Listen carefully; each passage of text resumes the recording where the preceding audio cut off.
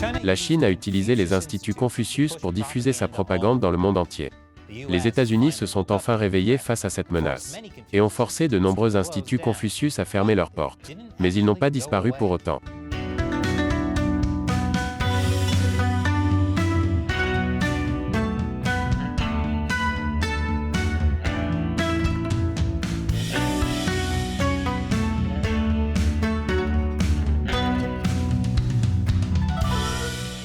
Bienvenue sur Chine non censurée, je suis Chris Chappell. Vous savez, parfois je déteste avoir raison.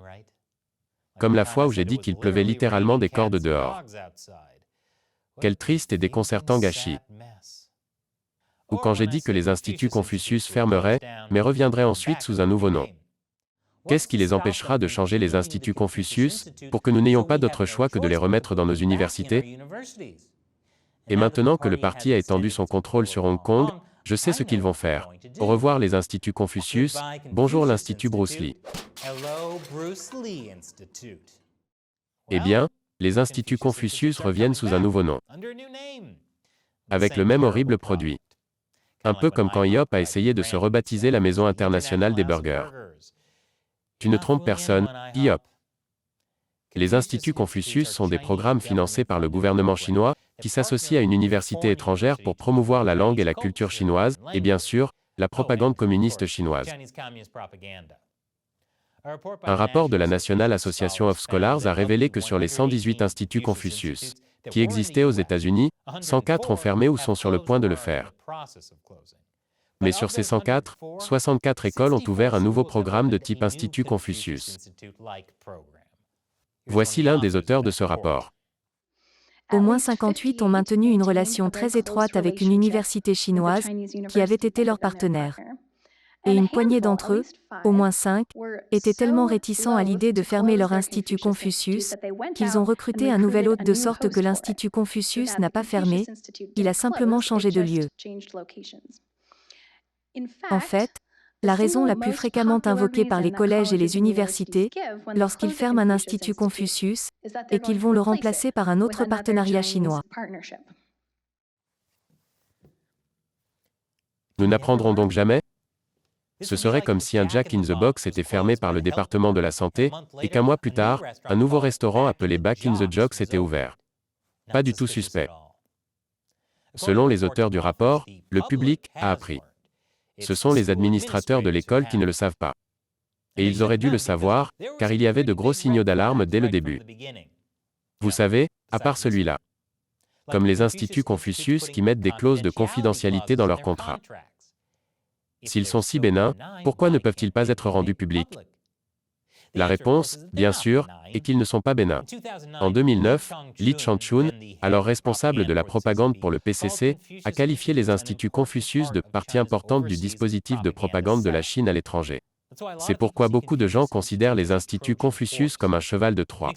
En échange de l'enseignement de la langue et de la culture chinoise, le Parti communiste peut promouvoir sa propagande auprès d'un public captif.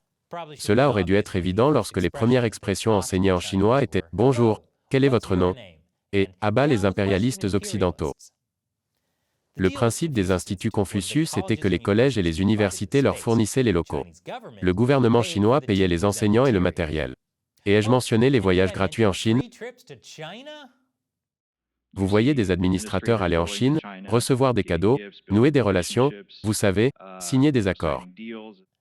Je suis sûr que ces voyages avaient pour seul but de favoriser une meilleure compréhension culturelle, et en aucun cas d'influencer les administrateurs. C'est un peu comme quand un élève offre à son professeur un Apple iPhone. Ce n'est pas du tout un pot de vin. Alors que les instituts Confucius se sont répandus tout au long du début des années 2000, les gens se sont inquiétés de leur influence dans l'enseignement supérieur. En 2018, Christopher Wray a déclaré que le FBI enquêtait sur les instituts Confucius. Partagez-vous les préoccupations concernant les instituts Confucius en tant qu'outil de cet effort de l'ensemble de la société, et en tant que moyen d'exploiter la sorte de vision naïve, parmi certains dans les cercles académiques sur ce que pourrait être l'objectif de ces instituts? Nous partageons effectivement les préoccupations concernant les instituts Confucius. C'est quelque chose que nous regardons avec circonspection et dans certains cas, nous avons élaboré des mesures d'enquête appropriées. Toujours en 2018, un amendement à la loi d'autorisation de la défense nationale a forcé les écoles à choisir entre le financement du Pentagone et les instituts Confucius. Je ne sais pas. Est-ce que le financement du Pentagone vous donne droit à des voyages gratuits en Chine? Seulement pour établir des relations, bien sûr. En 2020, le département d'État a désigné les instituts Confucius comme des missions étrangères du gouvernement chinois. Et puis il y a eu des cas très médiatisés, qui ont montré à quel point les instituts Confucius étaient liés au gouvernement chinois. Une femme pratiquant le Falun Gong, une pratique interdite en Chine, a dû déclarer qu'elle ne pratiquerait pas le Falun Gong. Cette déclaration figurait sur un formulaire d'embauche pour un institut Confucius au Canada. L'Institut Confucius a même publié une stipulation en anglais sur son site web principal, indiquant que les enseignants des instituts ne doivent avoir aucun antécédent de participation au Falun Gong. Dans un autre cas, la Chine a essayé de faire signer à l'université de Stanford un contrat de 4 millions de dollars, avec l'accord que l'un des professeurs qu'elle finançait ne parlerait pas du Tibet. Stanford a refusé et s'est retiré du contrat. Et selon certains rapports, les instituts Confucius ont travaillé en coulisses pour empêcher les visites du Dalai Lama. Avec toute cette attention publique, les écoles ont voulu prendre leur distance avec les instituts Confucius, et beaucoup ont mis fin à leur contrat. C'était une bonne chose, mais ce n'était qu'un premier pas. Après la pause, je vous dirai ce que les instituts Confucius ont fait à la place. Bon retour. Les instituts Confucius ont acquis une certaine réputation aux États-Unis pour être un cheval de Troie du Parti communiste chinois. Pour éviter d'être surveillés, les instituts Confucius changent de nom, de forme et deviennent clandestins. C'est comme quand un comédien sanctionné essaie de revenir, en jouant dans des clubs plus petits. Je te vois, Syl Bosby.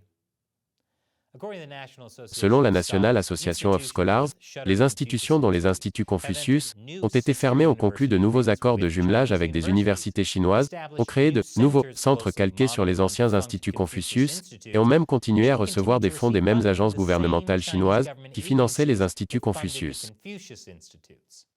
Sur les 104 instituts Confucius qui ont fermé leurs portes, le rapport indique qu'il n'a pas été possible de trouver un seul cas où il était clair que l'école avait complètement coupé les liens avec la Chine. D'une certaine manière, ce changement de forme a rendu l'influence de la Chine plus difficile à suivre. Au lieu d'une seule organisation sous un seul nom, les nouveaux programmes sont tous différents. Vous coupez une tête, et deux autres poussent à sa place. Si vous vous demandez pourquoi je pense que le Parti communiste chinois est le méchant, c'est parce qu'ils agissent littéralement comme Hydra. Même l'agence gouvernementale chinoise qui gérait les instituts Confucius a changé de nom. Et pas pour l'Institut Bruce Lee. C'est bien pire.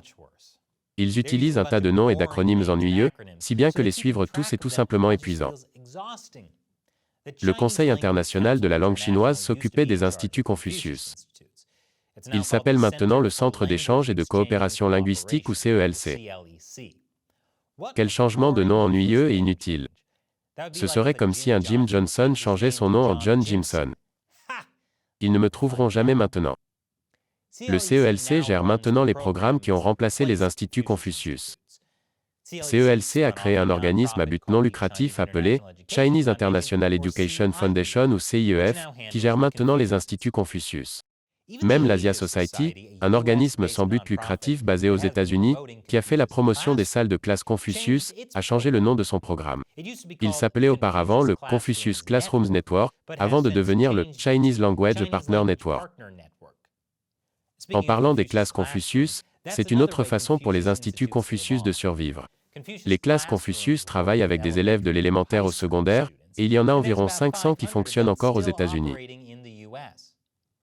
Les salles de classe Confucius sont essentiellement les mêmes que les instituts Confucius, mais pour les jeunes enfants plutôt que pour les étudiants. Parce qu'on n'est jamais trop jeune pour apprendre à dire « à bas les impérialistes occidentaux ». Pourtant, pour une raison quelconque, les salles de classe Confucius n'ont pas reçu le même niveau d'attention. La National Association of Scholars a exhorté le gouvernement fédéral à les étudier. En 2020, les secrétaires d'État et à l'éducation ont adressé une lettre aux administrateurs des écoles pour les alerter sur les risques liés à l'accueil d'un programme d'État chinois. Mais ils n'ont pas pris de mesures pour arrêter leur propagation. Des mesures ont été prises au niveau des États. L'année dernière, par exemple, le gouverneur de Floride, Ron DeSantis, a signé une loi interdisant à toute école de Floride de conclure des contrats avec un adversaire étranger, y compris la Chine. La législation a également renforcé les exigences en matière de rapport pour tout financement étranger dans les écoles. L'année dernière, le Sénat américain a également adopté un projet de loi intitulé The Confucius Act, qui aurait permis aux écoles américaines de mieux contrôler les instituts Confucius. Il a également tenté d'accroître la transparence des sources étrangères dans l'enseignement supérieur. Ce projet n'a jamais été adopté par la Chambre des représentants et n'a donc jamais eu force de loi. Et c'est peut-être une bonne chose, car comme je l'ai dit, les instituts Confucius ne sont plus le vrai problème. C'est la bête ennuyeuse Hydra qui les remplace qui est la vraie menace. Et maintenant, il est temps pour moi de répondre à une question d'un téléspectateur de la Chine non censurée, qui fait partie de l'armée des 50 centimes. Il s'agit du groupe de fans qui nous soutiennent directement via Patreon ou Locals. Richard Wahlberg demande: Cher CU, j'ai entendu dire qu'il y a un renouveau confucianiste en Chine. Pensez-vous que le PCC va essayer de l'écraser ou de le coopter, comme point de ralliement contre le globalisme occidental? Eh bien, Richard, un véritable renouveau confucianiste ne réussira jamais sous le règne du Parti communiste chinois. D'une part, le parti veut utiliser certains éléments du confucianisme, comme la loyauté, la hiérarchie, et l'idée que le dirigeant est mandaté par le ciel. Mais le confucianisme comporte d'autres éléments qui peuvent constituer une menace sérieuse. Par exemple, l'empereur est censé gouverner par la bienveillance et non par la coercition. Ou que les gens doivent dire la vérité. Vous n'entendrez rien de tout cela à l'Institut Confucius. Donc non, il n'y aura jamais de véritable renouveau confucianiste, tant que le Parti communiste dirigera la Chine. Tout ce qui porte l'étiquette de Confucius n'est qu'une cooptation du nom, et non de véritables principes confucéens. Et malheureusement, cela signifie qu'il n'y aura jamais de véritable renaissance de Bruce Lee, non plus. Merci pour votre question, Richard. Et merci à tous ceux qui soutiennent l'émission. Faites comme Richard et soutenez la Chine non censurée en allant sur patreon.com/ChinaUncensored et en versant $1 ou plus par épisode. L'un des avantages est que vous pouvez me poser des questions auxquelles je répondrai dans l'émission. Encore une fois, je suis Chris Chappell, merci d'avoir regardé Chine non censurée.